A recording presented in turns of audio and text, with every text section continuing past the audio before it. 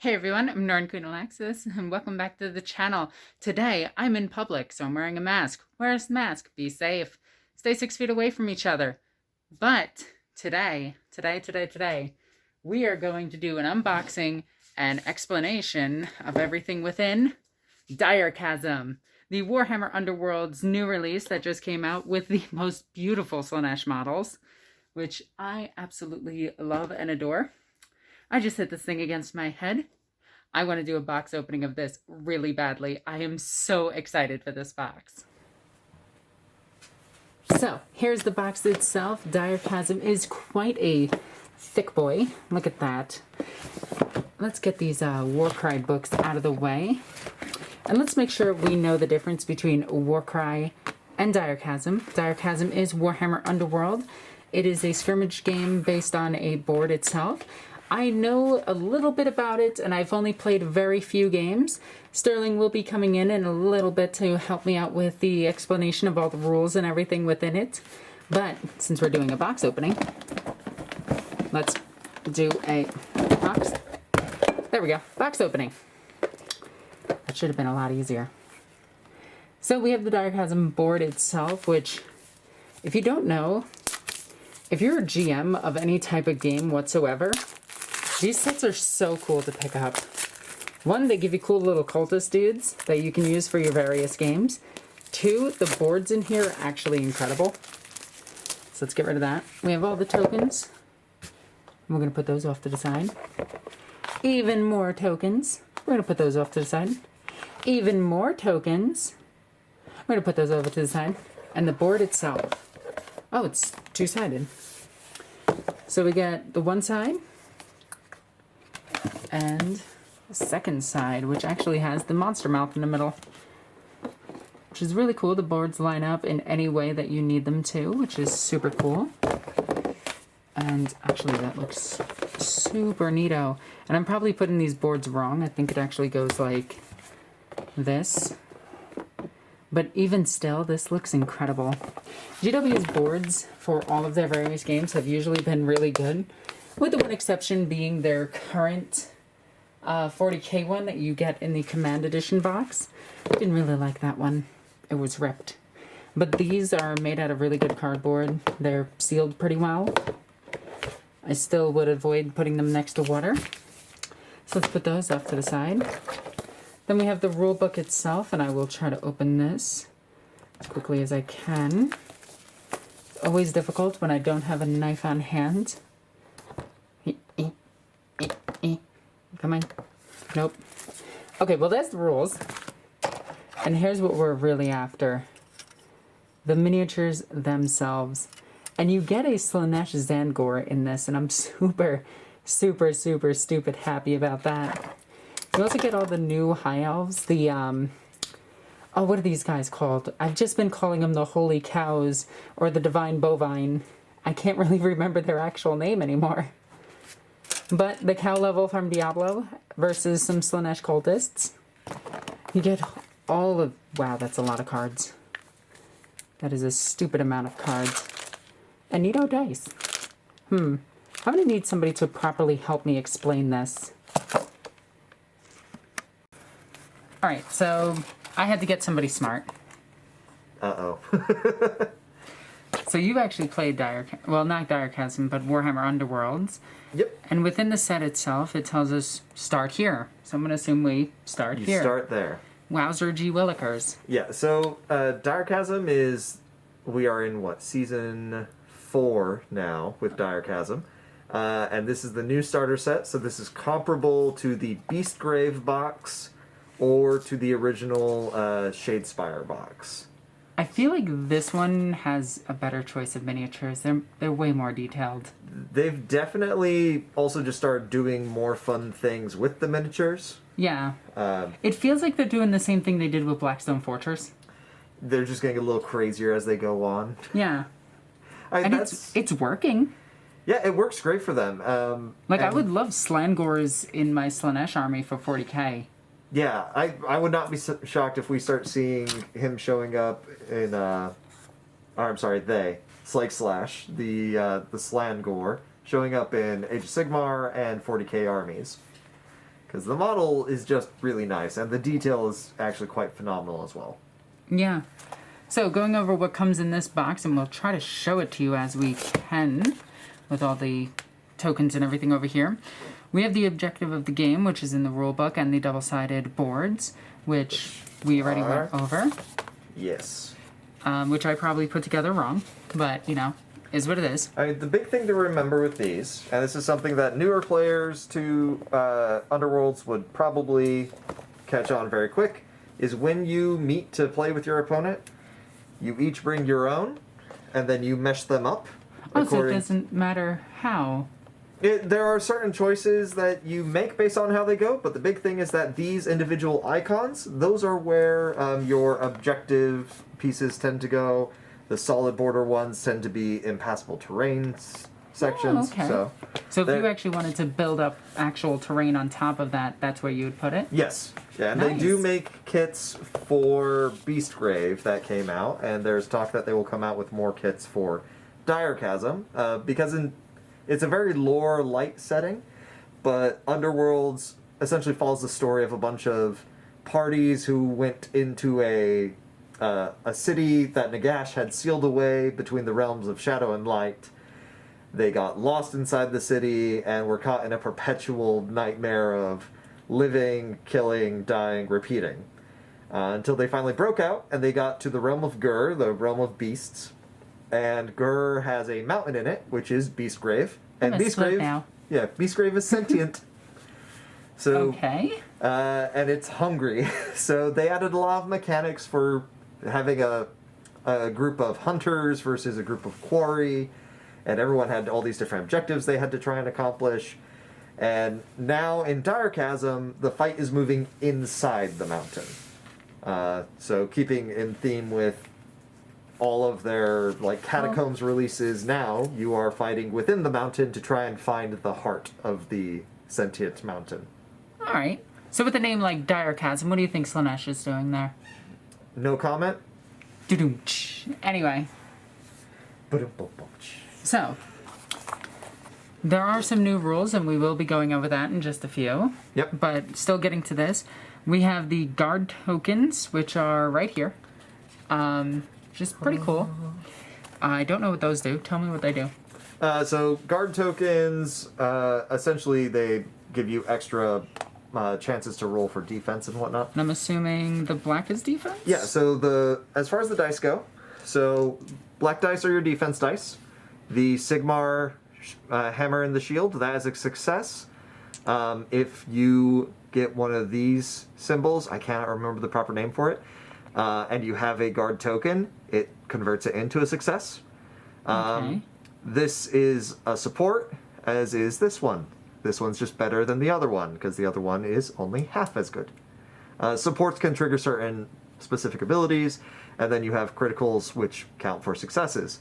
This sort of sounds like the Marvel Crisis Protocol game with a little bit extra steps. Yeah, a little bit extra steps. Different offense dice as well. The big changes for the offense dice is that you have, I believe it is Fury and Finesse, I think is what it is. I may be totally wrong on that, but essentially the hammer or the swords, your fighter card will say which one of these you count as successes for your particular fighter and how many of these dice you get to throw. Okay. So there are a lot more Fury. There's 2 Fury and 1 Finesse on each of these dice. I'm assuming Slaanesh is going to need a lot of finesse. We'll see. Yeah. We'll see. We don't know. And then these are the magic dice. What do they do? Do they do magic? Yes, they let you attempt to do magic. With dice that small, I bet I can make them disappear. Ta-da. Ta-da! Live in Vegas for one night a week. But yeah, so that's a different type of dice that they have. The symbols, your cards for your fighters will actually say which symbols they need in order to succeed at actions like attacking and casting spells. Okay, so let's go on to the next token, which is a no token. Yes. The flat out just no. No. Which is a 15 moving, double-sided no move, no move, no charge token. Yep. So what would you use that for? That's for keeping track if there's any sort of ability that says, hey, you may not charge or you may not move. Underworlds is a fairly restrictive rule set. If something doesn't say you can do an action, that tends to preempt your ability to do it unless you have a rule that says otherwise. Okay. So then we have 30 double-sided wound counter generic tokens, Ta-da! which I'm assuming are just wound counters. Yes, they're just for that. And on the other sides, they do have the Lumineth white and the Slaanesh purple, just effects. For flavor. Well, it's mainly for things like, hey, I need to remember that my Slaanesh guy has this certain ability on. You would just pop one of these out and leave it next to him, just as a visual reminder of, oh, that's right, he's rolling an extra defense dice, or he's rolling an extra attack dice this round. Okay. Then we have 48 double-sided glory point tokens. Oh god, imagine that with Slaanesh. That would be a glory something token. Anyway. I mean... Yep, there's the joke. There's the joke. Yeah, glory are essentially points. Okay, fair enough. Just easiest way to, like, keep it in mind. We do have activation ones as well before we lose those. So the activation tokens, you will keep these next to your fighters, and then as you use them, you'll flip them over to show that you may not use that fighter again. Huh. So that's pretty much the exact same thing as Marvel Crisis Protocol. As a lot of skirmish Yeah. style games these days are all about alternating activations and just keeping track of them, honestly. All right. Then we have the dice we went over. The Mirari's Purifier's Warband. Yes, with all of their cards and everything. So cards in Underworlds are half the game, quite honestly. We should probably go through the cards themselves. There's going to be a lot of them, but what you'll have in every pack is you will have your fighters. They always start on the uninspired side, which is usually done in this blue color. And the breakdown of how everything works for all these boys is you'll get a quick little reference of which model is that fighter. Well, that's actually really useful. It is very useful, especially since Underworlds is a strict, this model is this person style game. Talk with the tournament organizer or your opponent before swapping out models, but whenever you buy a pack, you get the cards and you get the models that come with them. Okay, that's fair. Beyond that, you have everybody's names, their faction logo, which will appear on all of their cards. This is very important because when you start looking at the individual action cards, they will all match. But there will be cards in this set expressly that are the standard Underworlds logo. And these can be used by any team in Underworlds. Okay. Not just one specific team. And that's where Underworlds gets a lot of its tactical depth, is you're essentially playing a card game in addition to a miniatures game. You need the miniatures in certain places to play cards from your deck. So if you're into card games like Magic the Gathering or Yu-Gi-Oh!, there's a very deep deck building aspect to this game where you can change a lot of how your group runs by tweaking what cards are in and out of your deck at any given time. These don't feel like... Wait, no, these are standard size. Yep, they're standard size. Huh. But they are only available through the starter boxes and through individual team boxes. So this game... And I'm going to assume that the Holy Cows and the Slaanesh guys are going to come out eventually. No, they will not. Oh. So that is the thing about the Underworlds that has caught some flack from GW, but I understand why they make the decision. The starter boxes teams will only ever appear in those starter boxes. They'll never get an independent release.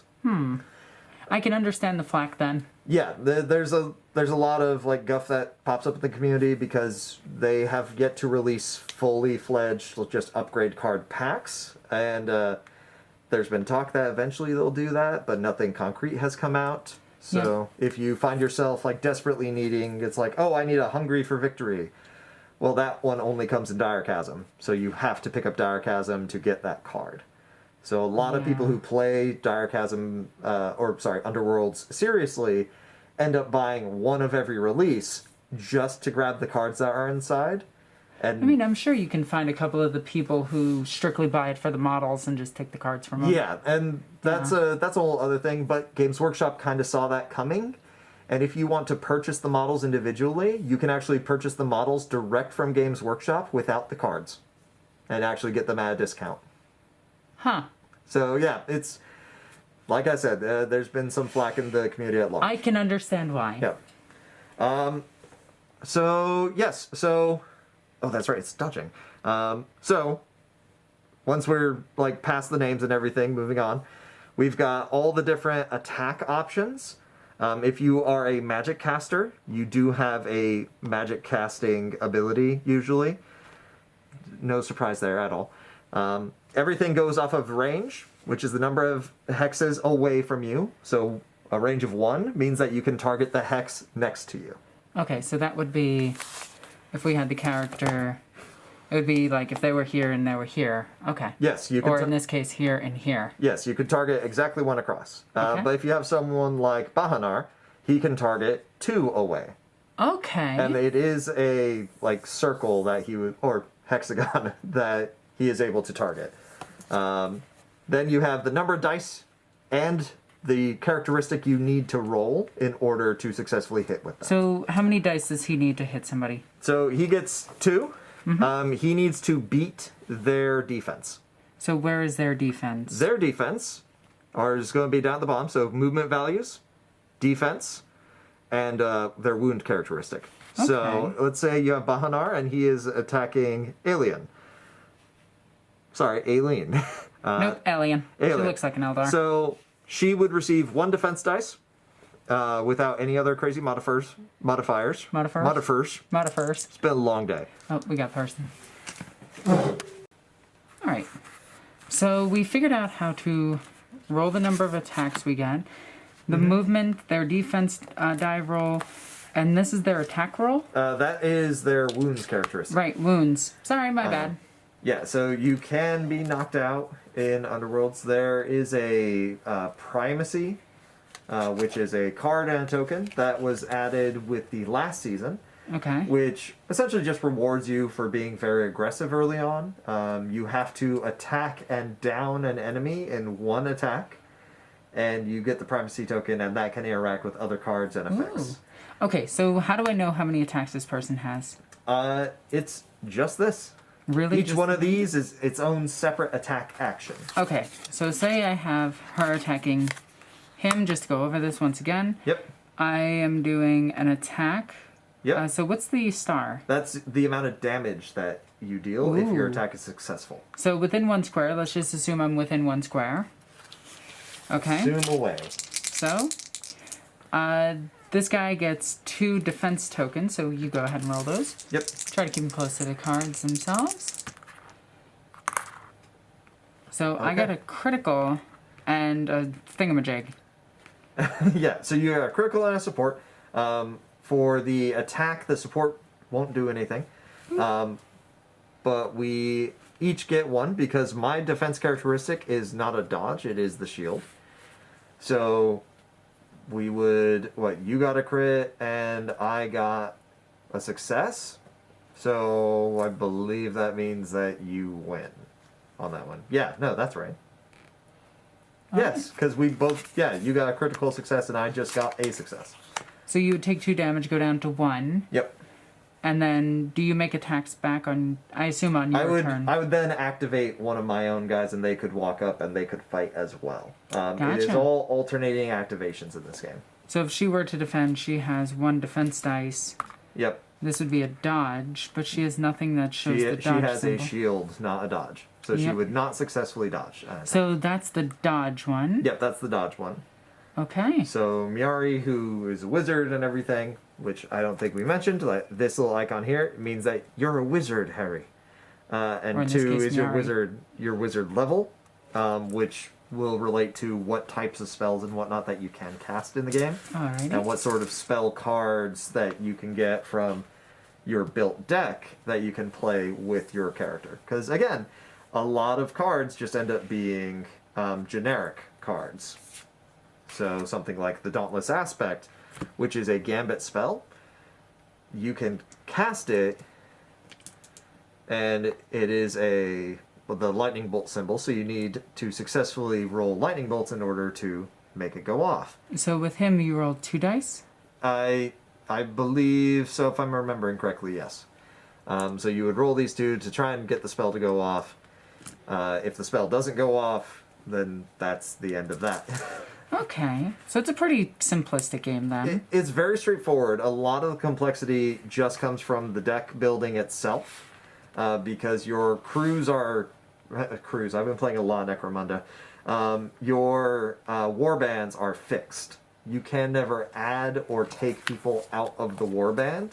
Okay. So the ones that you have are the ones that you have. There are two other things.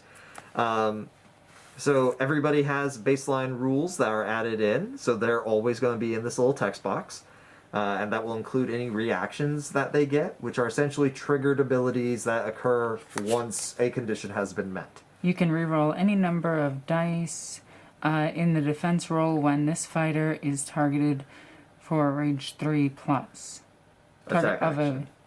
Okay. So if someone tries to shoot Aileen with a bow, she gets to re-roll her defense dice, essentially. So the defense dice, we need a shield, we got a dodge, we'll re-roll that. Yep.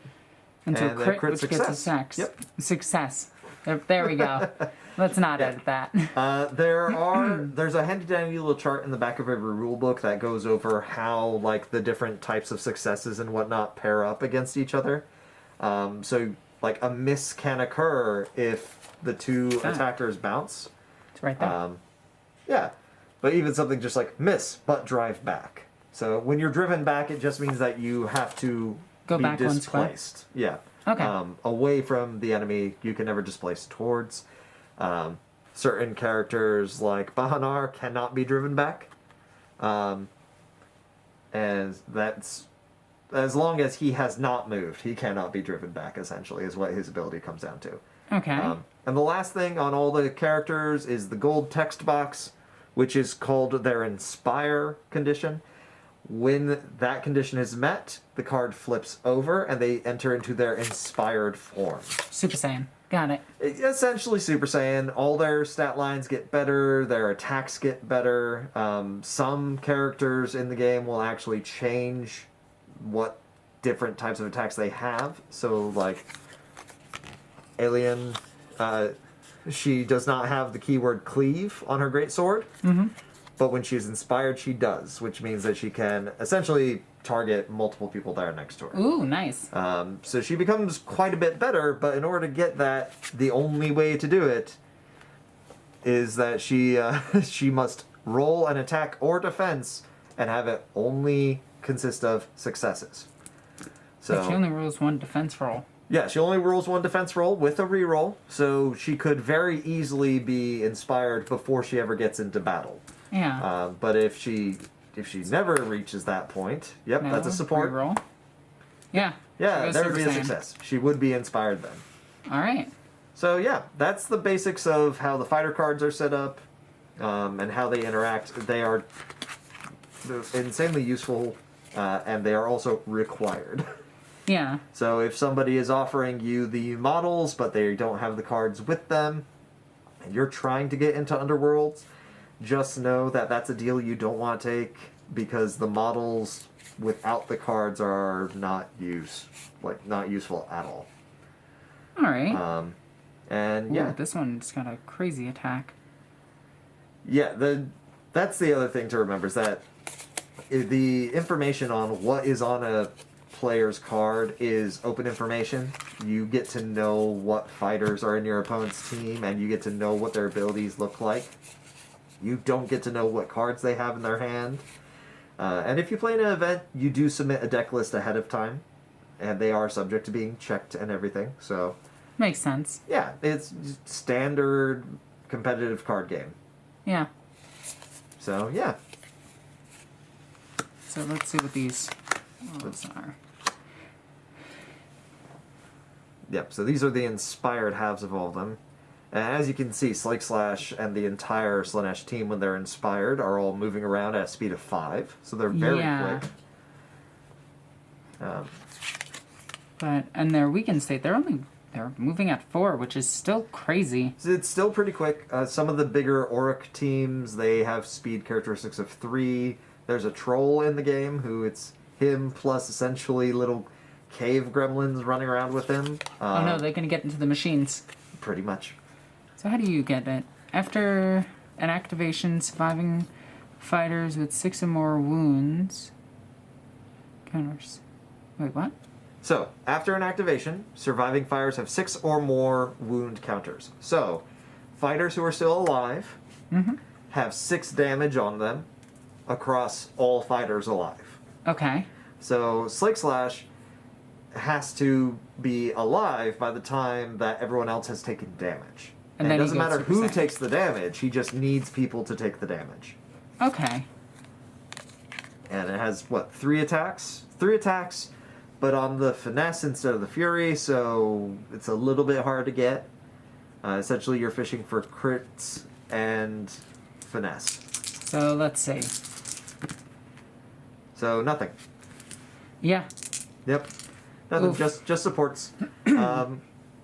And supports can trigger off of certain abilities, and they can help you win fights, but on their own aren't going to win you anything. Yep, that's fair. So, yeah, and that should bring us to the... oh, there's one last type of token that we didn't talk about that comes on all these sets. And so we have a scattered token these days for determining where something scatters. You just simply roll a dice, and then it goes in the direction of that symbol. Okay. You also have the impassable/lethal terrain hexes for if you want to go off of ones that aren't on your board.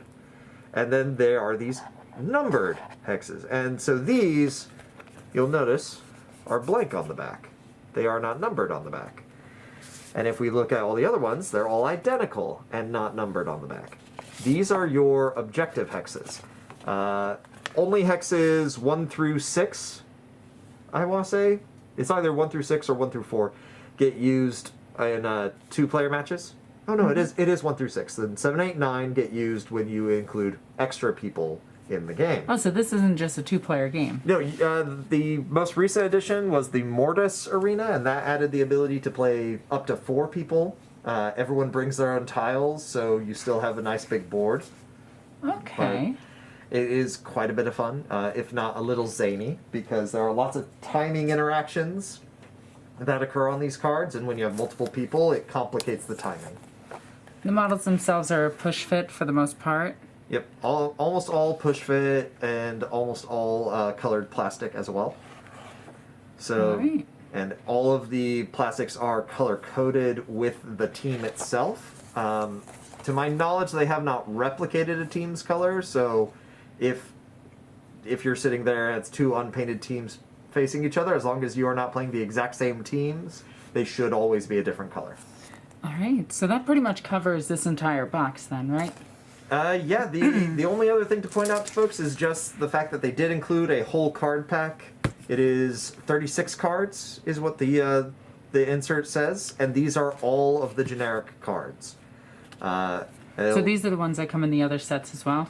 Some of these come in the other sets. Some of these are brand new to this box and exclusive to this box, but they can be used by anybody. Alrighty, so with Sterling gone at this point, we're going to go through some of these cards, and then I think this video is going to come to its end. So, I love how they have an extra card that just tells us what to do. That's kind of funny. So these 2 are pointless. So I'm just going to show these cards so that the people who know this game fairly well can get a good look at the cards, see their rules, see what they do, and see if they want to pick up this set.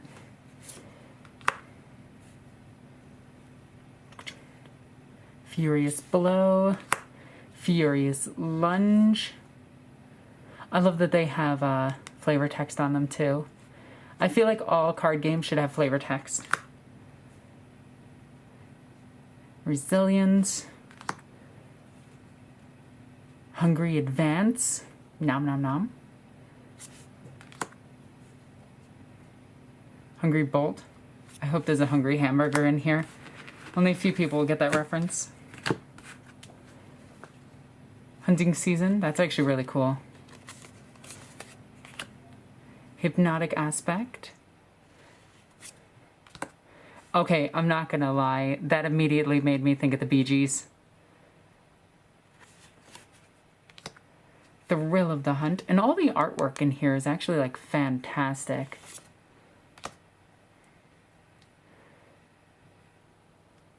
Everything staff. Oh, jeez. Is that a cape made of flesh? That is a cape made of flesh. How fancy. Formidable defenses. Hungry armor. Master of spoils. With the Daughter of Cain on it. That's the team that I want to play as. I really like the Daughters of Cain. Oh, prey skin mask. Lovely. Savage speed. Increase your speed by 2. It's pretty good. Savage strength. It's got a beastman on it. Soul tooth bow. Oh, that sounds gross. Soul tooth spear. Get the Sigmarines on there. Absolute dominance. Oh, that's a name. Aggressive display. I'm not seeing any duplicate cards. Now that could be a problem for somebody trying to build like a really good deck if this is a deck builder game. Awesome predator. That's an awesome predator. All right. Dominant position. I hope they have submissive position. Hungry for victory. Let's try to make sure you guys can see all of these.